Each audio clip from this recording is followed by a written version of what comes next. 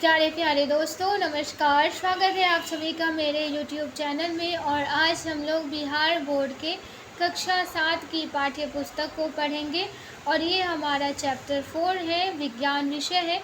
चलिए आइए हम लोग अपने पाठ को स्टार्ट करते हैं।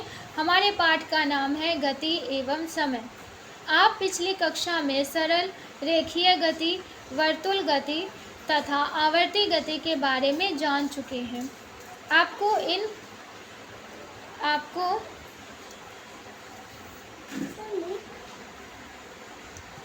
इन गतियों के कुछ उदाहरण दिए गए हैं।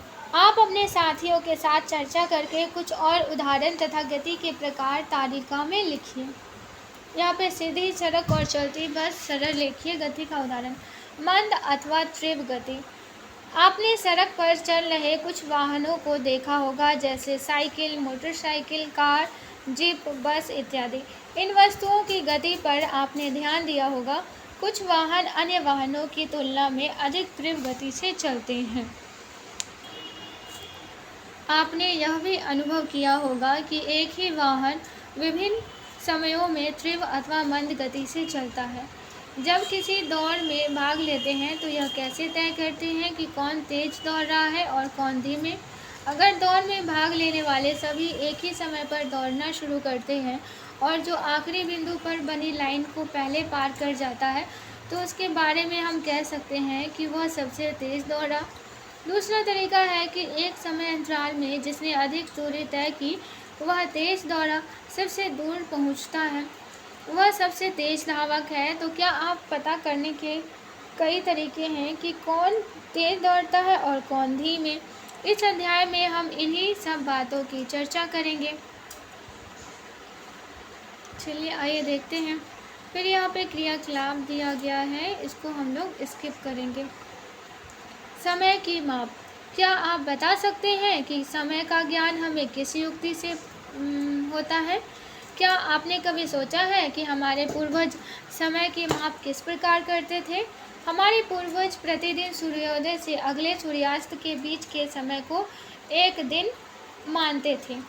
इसी प्रकार एक अमावस्या से अगली अमावस्या के बीच के समय की माप माह के रूप में करते थे तथा वर्ष के माप के लिए जितने समय में पृथ्वी सूर्य की एक परिक्रमा पूरी करती है उसका आकलन करते थे। इस प्रकार दिन, माह एवं वर्ष का माप तो किया गया, परंतु हमें एक दिन से काफ़ी छोटे समय अंतरालों को मापने की आवश्यकता पड़ती है। क्या आप बताएंगे हमें घड़ी से क्या पता लगता है?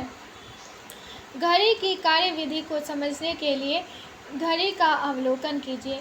घड़ी में 3 सुइयां होती है। एक सुई मोटी तथा छोटी होती है जो घंटा बताती है, दूसरी थोड़ी लंबी पतली होती है जो मिनट बताती है, तीसरी सबसे लंबी एवं पतली सुई होती है जो तेजी से घूमती नजर आएगी, यह सुई सेकेंड बताती है। ये सभी सुइयां एक निश्चित अंतराल में अपने पथ को पूरा करती है। घड़ियों की कार्यविधि काफ़ी जटिल होती है, परंतु घड़ियों में आवर्ती गति के उपयोग से ही समय मापन प्रारंभ हुआ। यहाँ पे क्रियाकलाप दिया गया है, इसे हम लोग स्किप करेंगे। समय का मात्रक।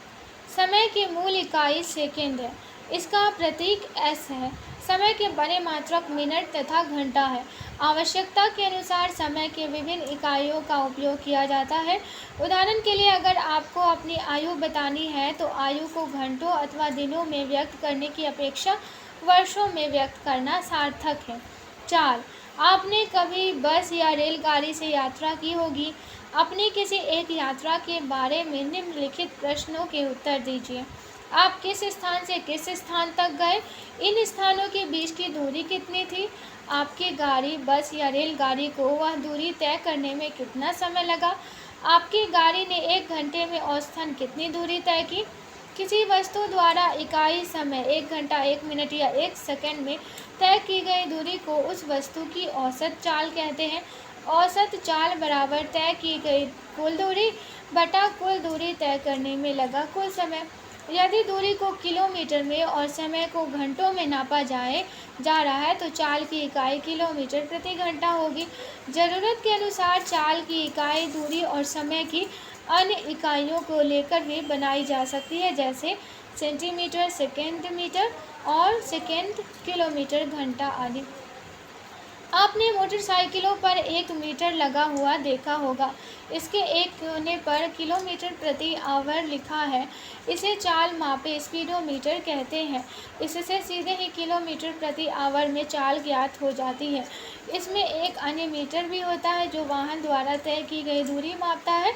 इस मीटर को पाथगामी कहते हैं।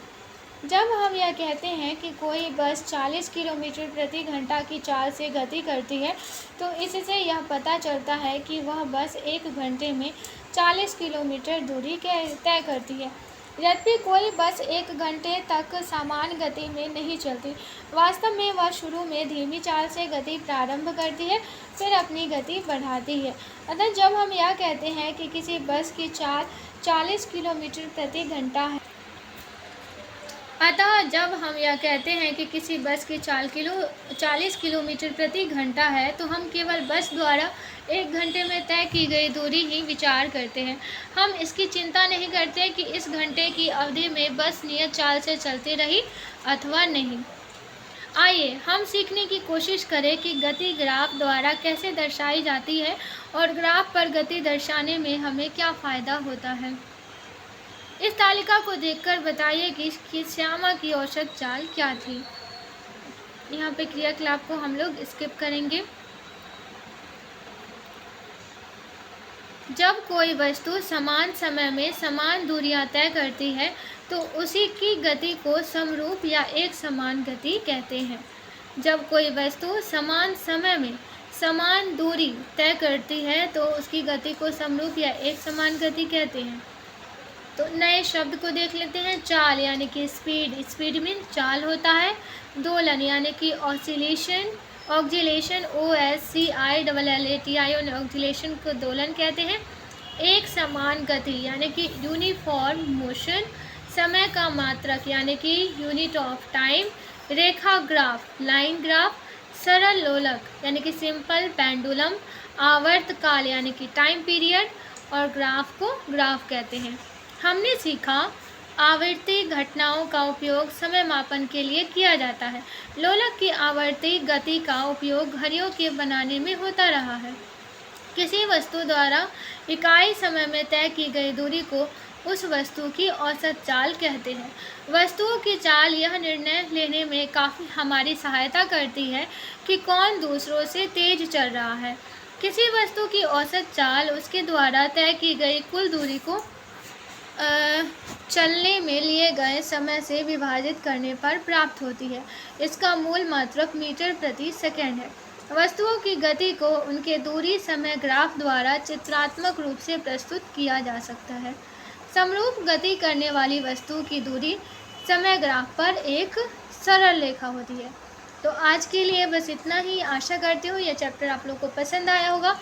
पसंद आया है तो लाइक, शेयर और सब्सक्राइब ज़रूर कीजिएगा। ये चैप्टर सुनने के लिए आप सभी का बहुत बहुत धन्यवाद।